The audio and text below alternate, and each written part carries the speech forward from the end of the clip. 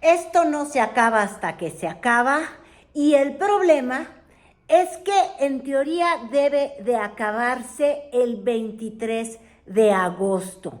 Hay una fecha límite para que los consejeros del INE apliquen la regla de sobrerepresentación proporcional que contiene el sistema electoral mexicano.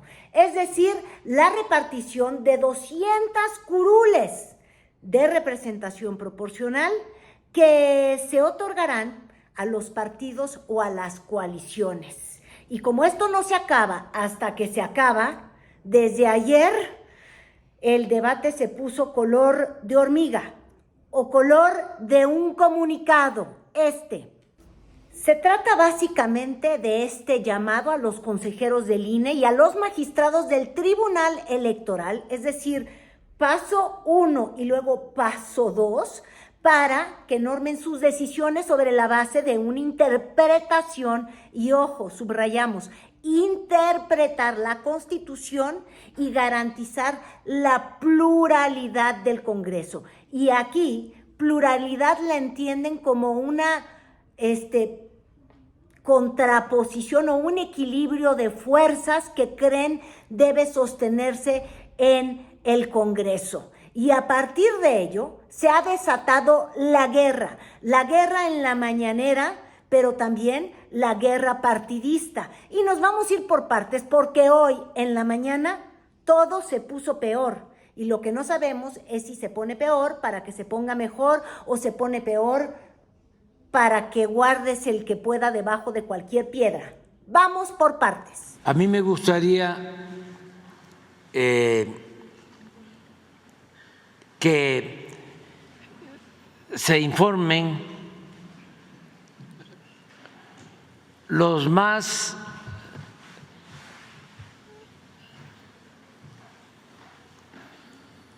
respetados en las organizaciones empresariales sobre este caso. Y quiero proponer a 5 que me gustaría que conocieran sobre esta argumentación. Los 5 más ricos de México, de acuerdo a la revista Forbes. No está aquí en cuestión cómo obtuvieron su riqueza. En la mañanera hubo de todo, pero principalmente como nota del día es el reto del presidente López Obrador, que quiere que opinen los hombres más ricos de México, a decir de la revista Forbes, los 5 más ricos, y de hecho subió en la gran pantalla el ranking que da la revista Forbes de los hombres con mayores ingresos en nuestro país, y les pidió a cada uno de ellos, comenzando por el ingeniero Slim, que den su opinión respecto a la cláusula de sobrerepresentación o la regla de sobrerepresentación que tendrá que seguir el INE. Y lo dice con toda su claridad. Quieren una interpretación estricta conforme a como está escrito, o una reinterpretación que el presidente López Obrador juzga preservará un estado de chueco. Pero ¿sabían qué? Palabras más, palabras menos, lo que dice es nada de simulaciones, nada de que las instituciones empresariales sean un parapeto para ocultar las posturas individuales. Así. Entonces, Carlos Slim, Germán Larrea, Ricardo Salinas, Fernando Balleres y María Asunción Arumarazabala. 5, ¿les parece raro?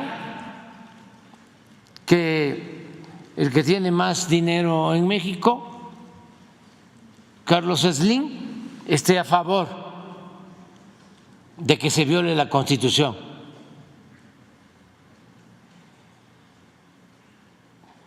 Pero quiero su opinión, porque ya nada de simulaciones, de que se tienen las organizaciones empresariales como un parapeto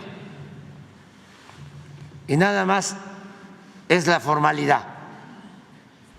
Y cobijando esta discusión, también llegó la secretaria de Gobernación, Luisa María Alcalde, porque es que dos temas se están cruzando de manera completamente, no es que sea peligrosa, pero hay dos temas que están completamente enredados porque uno depende del otro. Y me refiero a la madre de todas las reformas y la que trae a su madre en la madre, la que trae, pues podríamos decir que hasta la madre, a las plumas, a la intelectualidad, a la oposición, al chairismo, a todos los distintos grupos tan polarizados de nuestro país, escribiendo y derramando tinta, los que están a favor y los que están en contra. Es decir, la madre de todas las reformas, la reforma al sistema judicial, que por sí misma encarna el Plan C. Son muchas las iniciativas de ley que están en la espera de ser aprobadas o no, pero la reforma judicial, que requiere de una mayoría calificada, es la que tiene primero tuvo a los mercados vueltos locos con el dólar moviéndose. El día de hoy también se mueve el dólar, y evidentemente a constitucionalistas, a la intelectualidad conservadora, como la tilda el presidente López Obrador, dando una batalla diciendo que no deben de ser electos o no se debe de elegir a los jueces, y justo para contrarrestar o contraponer la versión que se tienen de esos hechos, tuvimos el día de hoy a Luisa María Alcalde explicando esa reforma. ¿Qué propone la reforma?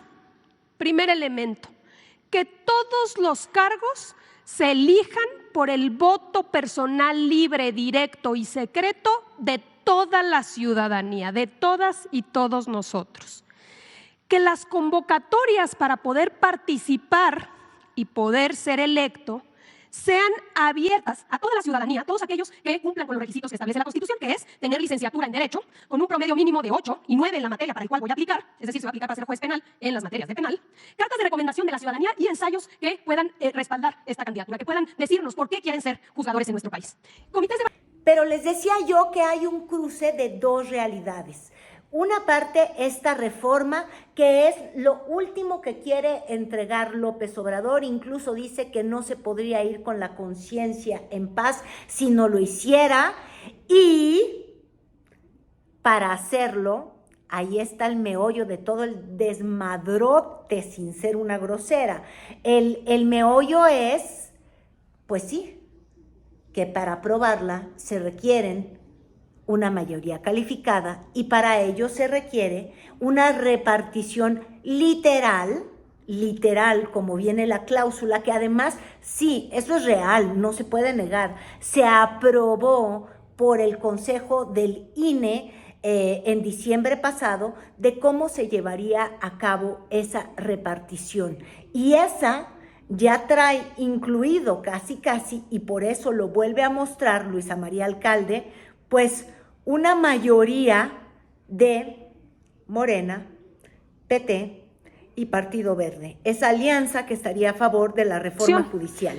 Se determina el número de diputados que se asignarán a cada partido político, dividiendo su votación total entre el cociente natural. Entonces hay que hacer en cada uno de los partidos políticos.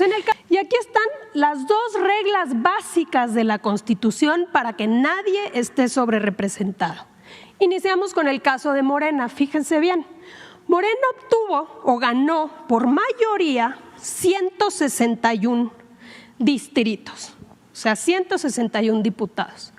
Y como ya vimos, según la Constitución, le tocan 87 plurinominales. La primera pregunta, hay que sumar estos dos, te da 248. Pues sí, ya hasta me acaloré, porque la cuestión no es una sencilla. En el fondo de todo este debate está la ley misma y la aplicación de la ley. Es como si nos encontráramos de pronto sumergidos en una novela de, pues sí, de Víctor Hugo. Es innegable, es decir, la ley como una letra que no tiene movida para ningún lado y que el propio presidente López Obrador ha criticado, la ley por encima de un sentido de la justicia, por encima de un sentido, porque yo sí lo he escuchado en la mañanera, de el juzgador teniendo la sensibilidad de decir, aplico a rajatabla, tú eres, no sé, mujer, tú en los hechos mataste a este hombre y el homicidio se castiga con 30 años de cárcel. Esa es la aplicación estricta de la ley, pero de pronto nos hemos encontrado con argumentaciones, les digo, desde el propio presidente que ha dicho, bueno, pero nos vamos a olvidar de que esta pobre mujer era violada todos los días por ese marido al que asesinó. Nos vamos a olvidar que esta mujer había asistido al DIF, casi que les estoy planteando un caso real, había asistido a las oficinas del DIF o la fiscalía para denunciar esta violencia y nadie hizo nada. Y el día en que asesinó a este hombre, porque hay un homicidio, bueno, él tenía un puñal y se lo estaba enterrando a su hija mayor. Todas estas realidades son las que tienen que moldear la aplicación de la ley, generalmente. Y el presidente ha sido muy vehemente en decirlo, pero en este caso, esta ley que él mismo propuso reformar, porque evidentemente consideró al menos en su plan A, que no debería de tomarse la literalidad de partidos políticos, sino de coaliciones. Y eso es lo que está en jaque y él no deja de mencionar en la mañanera, porque claro, estamos a favor de la ley, él ha tenido que someterse a decisiones justamente de los ministros y por eso quizás mucha gente dice que esto es una venganza, se ha tenido que aguantar decisiones, amparos, determinaciones que ha hecho la Corte y que ha acotado su capacidad de gobernar, pero ha decidido apegarse a la ley. Y el reto que él quiere lanzar ahora en un voltea la tortilla diciendo, ustedes siempre han criticado que yo soy un autócrata y que no me someto a la ley. Y la ley es la ley. Horrenda, fea, quizás la quise reformar, pero esa es la ley que ustedes escribieron. ¿Se van a pegar o no se van a apegar a ella? Durante todo el periodo neoliberal, durante la aplicación de toda la política de pillaje, se aprobaron reformas a la Constitución, todas en contra del pueblo de México, para legalizar el saqueo de los bienes de México y de su pueblo. En 36 años en el Poder Legislativo no se aprobó una sola reforma en beneficio del pueblo, todas para favorecer a una minoría rapaz, a traficantes de influencia, a políticos corruptos. Y ahora que se quiere hacer una reforma a la Constitución, pensando en que se imparta justicia a todos. Resulta que se oponen, pero no solo los legisladores, sino se oponen los de las organizaciones. Marco Cortés, el líder del PAN, fue al INE. Ahí le pide a los consejeros actuar de una forma y reinterpretar o interpretar, simplemente interpretar y darle un sentido no literal a la ley. La ley literalmente dice partidos políticos y lo que ellos están pidiendo balancea el espíritu de la ley, invoca el espíritu de la pluralidad y en este caso el espíritu para ellos es darle peso a la fuerza que se contrapone a la 4T como alianza, no como partidos. ¿Qué opina al respecto, doctora? A ver, ¿quién le va a creer a Marco Cortés? En la elección, en el proceso electoral, decía que apoyaba los programas sociales. Terminó la elección y dijo, mentimos. Porque ella, junto con Reyes... El tema tiene involucrados a todos. Ahorita incluso estoy escuchando a Ricardo Monreal que dice, no es cierto que estemos presionando para comprar a los ministros. No es cierto que estemos haciendo así. Lo único que sí es muy real es que se ha hecho un ruido brutal en los dos extremos respecto a una decisión que aún ni siquiera ha sido anunciada. Porque ambos bandos, me refiero a Morena, sus aliados, y por el otro lado, la oposición, sus aliados, sus plumas, incluso los empresarios diciendo, sí, no se ha tomado la decisión, pero ya sabemos que hacia allá va encaminada, y ambos parten de eso. Es decir, la lectura estricta de la ley se tiene muy clara. De que el INE dijo cómo iba a ser esa interpretación también se tiene claro. Pero también claro está que hay unos que se sienten que van a salir ganones y otros que van a salir perdiendo y ahí es a donde ya no hay el gusto. Y entonces ambos, ahí sí no hay de que buenitos y malitos, están presionando de una forma excesiva, diría yo, tanto al INE como al TRIFE, a los consejeros en cómo aplican una regla que además ya habían dicho cómo se iba a aplicar, y al tribunal, porque la mayor parte ya considera que si el INE se dio a sí mismo una receta de cómo iban a hacer el pastel, ni modo que la cambien a medio camino. Entonces, asumiendo que eso ya va a pasar, ya se fueron encima de el TRIFE. En pocas palabras, esto de que el INE, TRIFE y demás cosas no se tocan, pues ya se tocaron todas porque hay presiones reales. Pero esa es la política en su término más real. Lo que no habíamos visto antes es que se haga de manera tan abierta y de manera tan...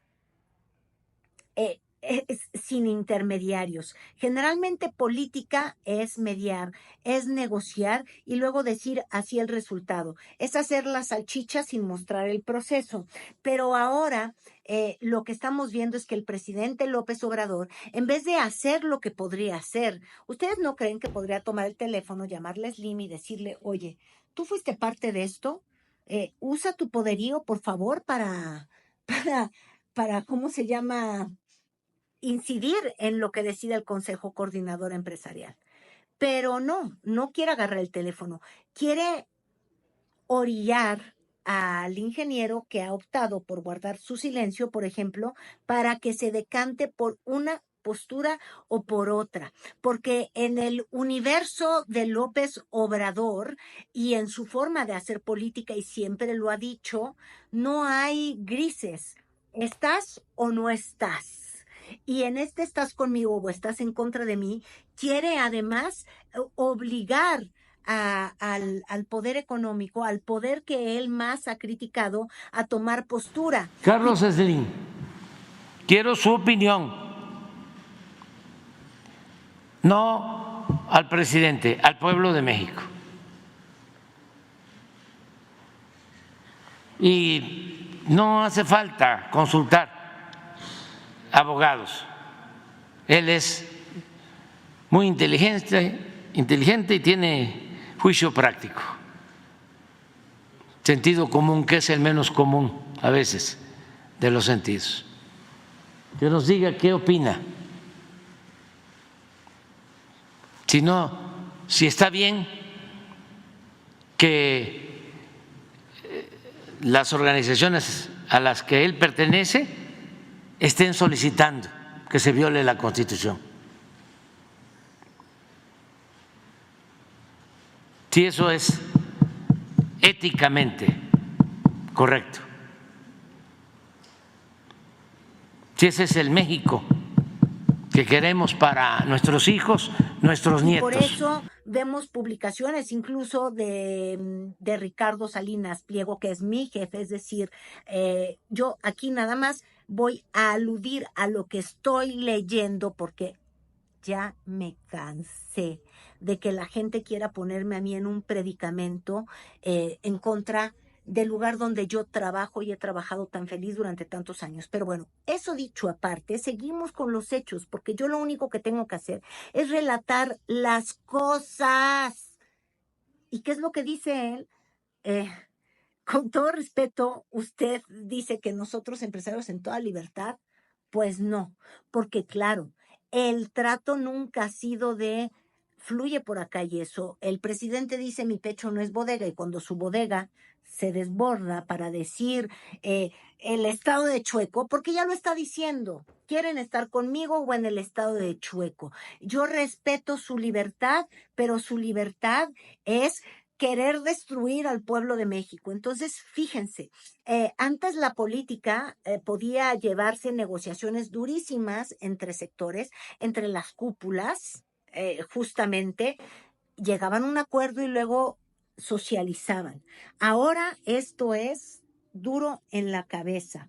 Habrá quienes digan, eso está increíble, y yo creo que eso genera incertidumbre de pronto en los mercados, se ve reflejado en el dólar, se ve reflejado además en el hecho de que nos obliga a los ciudadanos a tomar partido, quizás en temas en los que ni siquiera hemos terminado de comprender el fondo, de ver simplemente sin la víscera metida el tema. Acabas viendo el tema desde la perspectiva de Aguilar Camín con toda su víscera y su odio y su ay viene la dictadura, o por el otro lado lo acabas viendo desde Andrés Manuel diciendo es que así es porque yo lo digo y no importa que antes haya dicho esta ley no es justa.